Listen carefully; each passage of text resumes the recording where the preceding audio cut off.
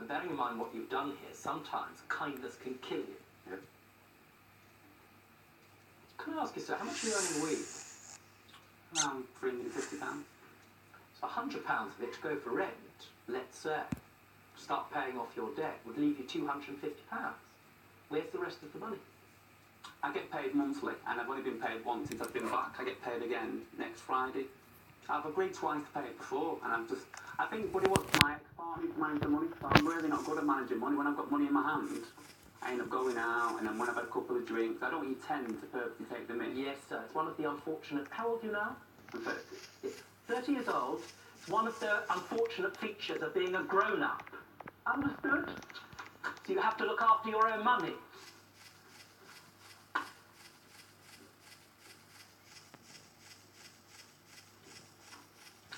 Now, David Benjamin, it's actually a rather difficult case in law for various reasons, but I shall try to deal with it as straightforwardly as I can. David, you have a hotel. That is a business.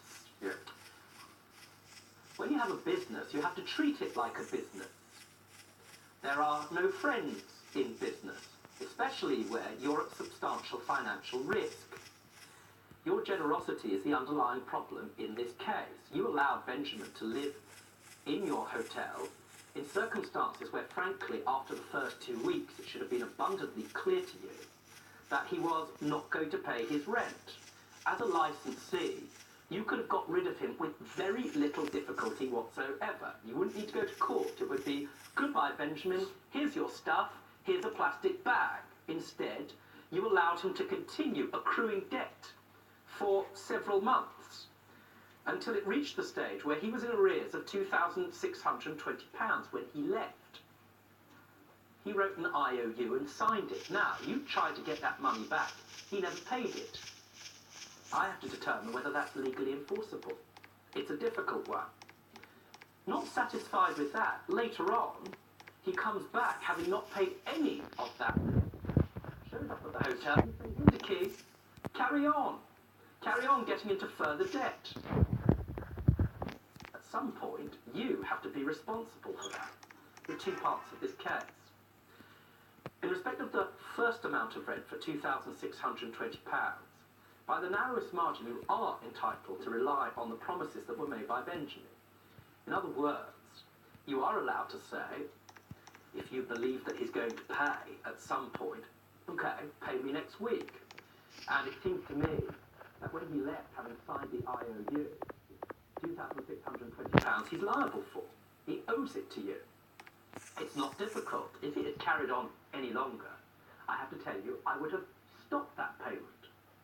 In respect of the second tranche of money, the £920, as far as I'm concerned, it has gone from being a commercial arrangement where he is effectively renting a hotel room in a business.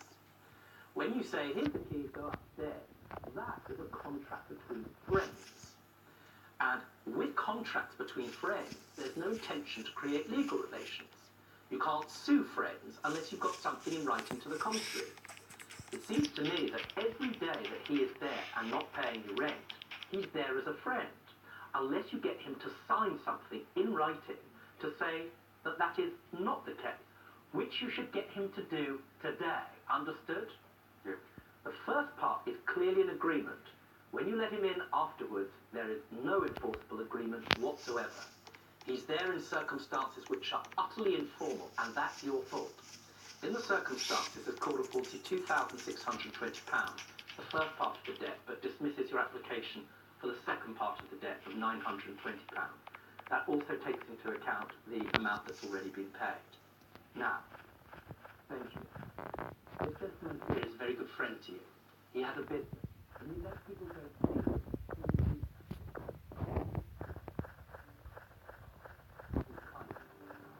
Understood? Understand. That's the award of this court, £2,620.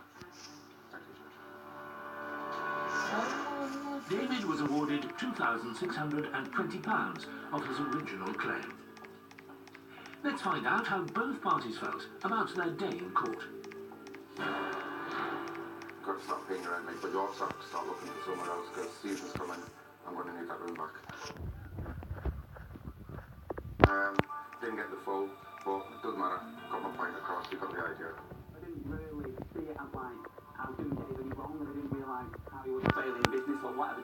so it's kind of been expected for me. I was going to have to eat because he's coming. I think we'll try and help him.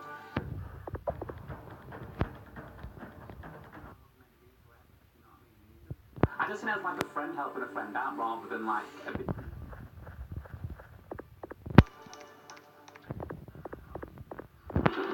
Now, it wasn't a dongle. You know what a dongle is? Yes, there are ladies in the back tittering when I say the word dongle. Let me tell you, Peter over there finds it the funniest word in the world. Peter! Dongle!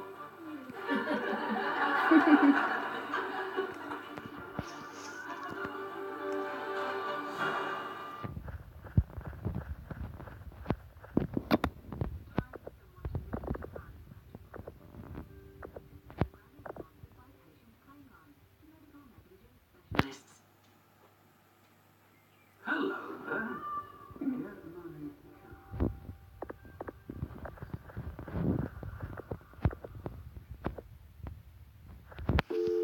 It was at my old job.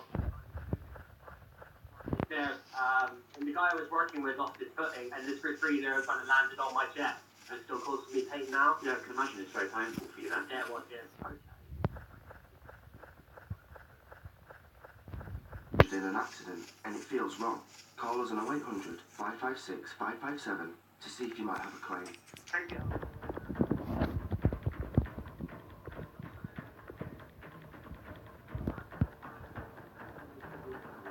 That's the average cost of a funeral these days, not to mention any worries. So I've got over 50s life cover from Royal London. You take out a policy, and when you die, you leave money for your family.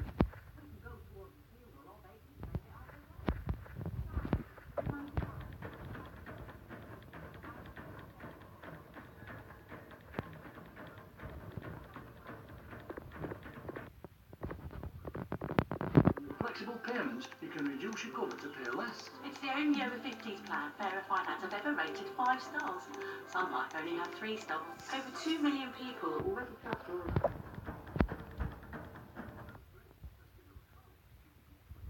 Pounds when you take out over 50s life cover up until the 21st. 0800 500 3322 now. Royal London.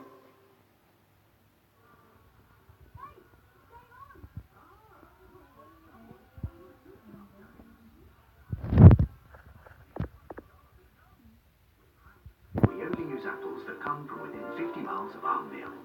Stowford Fresh Cider. The wonderfulness of local.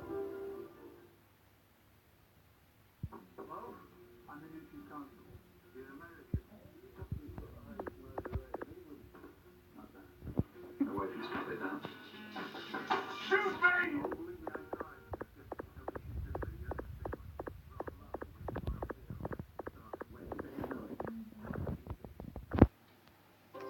It's time for someone to look.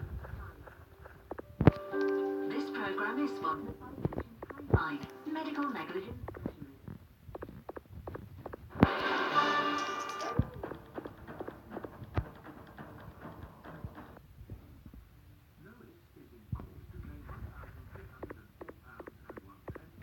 Owed on a phone bill after she...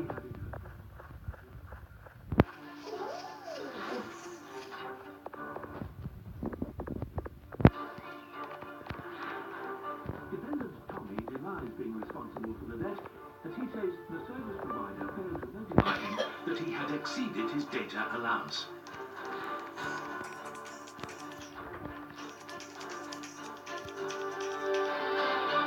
Do you have Lois here? Yes, you do. Splendid. And is it Tommy? Yes, Judge. Excellent, very clear. Now, don't interrupt each other during these proceedings. They're rather difficult, but I can trot through them fairly quickly because there's a lot of them. Well, and I'm not surprised. What do you do for a living, Lois? Marketing. Understood. How about you, Tommy? You working in a minute? Yes, I am. Well, I work in advertising. Understood. When you say you work in advertising, what does that mean? I'm a creative. Excellent. You're like Mad Men. You can say that. That sort of thing. Yes. Less of the men and according to Lois, more of the mad, I think. Now, you were in a relationship for some time, correct? Correct. And as far as you say, we don't need to go into why it broke up, although I have my views. The reality was, it was a good relationship, pretty much, yeah? And amongst other things, Tommy became close to your mum, for example, and your family, true? Yes. You became close to her mum, right? I'm not suggesting that in any naughty way. She was a good girlfriend. The two of you had a good relationship, correct? But when you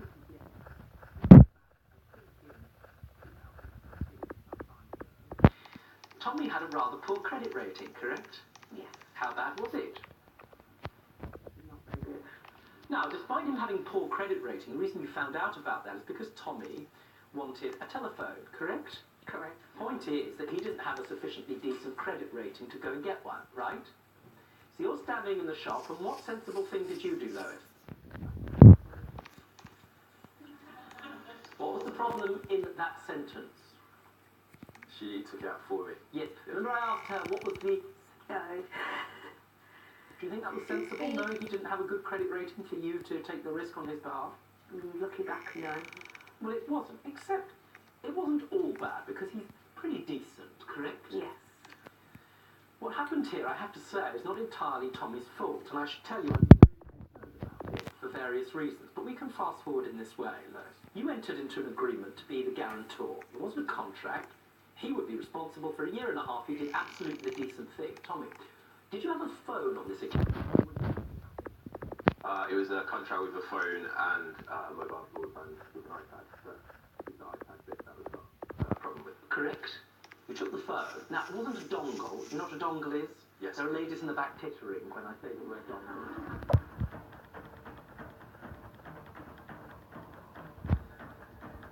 Well, Peter, dongle. Doesn't take much to amuse him, does it? Dongle, Peter. Now, here's the thing, Tommy. It wasn't the phone that was a problem. It was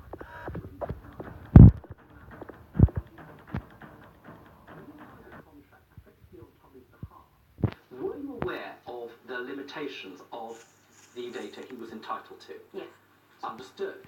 Now, what would you expect if you came to the end of using your 12 gig? To explain what that means, you can carry on downloading off the network until you've downloaded 12 gigabytes worth of information. At that point, what would you expect to happen? I'd hope that the service provider would stop me from using the data. And say, I'm awfully sorry, you've run out of data. Press a button and pay some more money. Correct? That's right. This started working for a year and a half. He paid. After a year, the two of you went separate ways, correct? You were no more, but you broke up fairly amicably. Is that right, Tommy? Yeah. You say yes with a smile. Was it fairly amicable, Lois? Yes. We're not here litigating why that happened. Are you with another girlfriend now, Tom? No. Do you not want to discuss it? No. It's not an invitation. Sorry? It's not an invitation. From whom?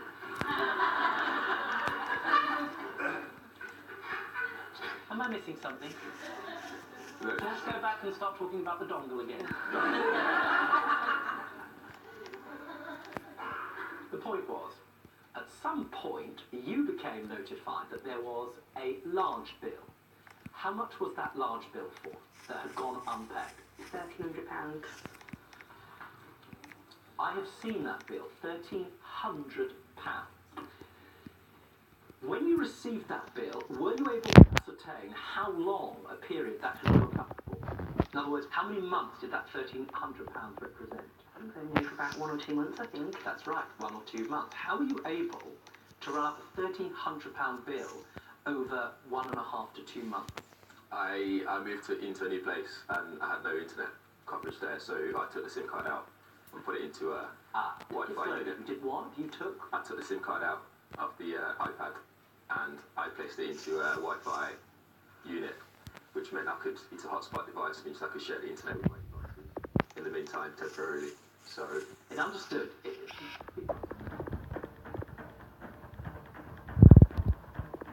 That may have affected the situation. You take out the SIM card from your iPad, you put it into another device, right. which allows you access to the internet with other things. Now, when you did that, did you read the terms and conditions of your overriding contract with the provider and understand what might happen? Did you believe you were entitled to do that? I wasn't aware that that would affect the way the charge for my In other words, you still expected that you would be notified. Now here's the problem. You know as well as I do that when people use the, what are they called? When you use a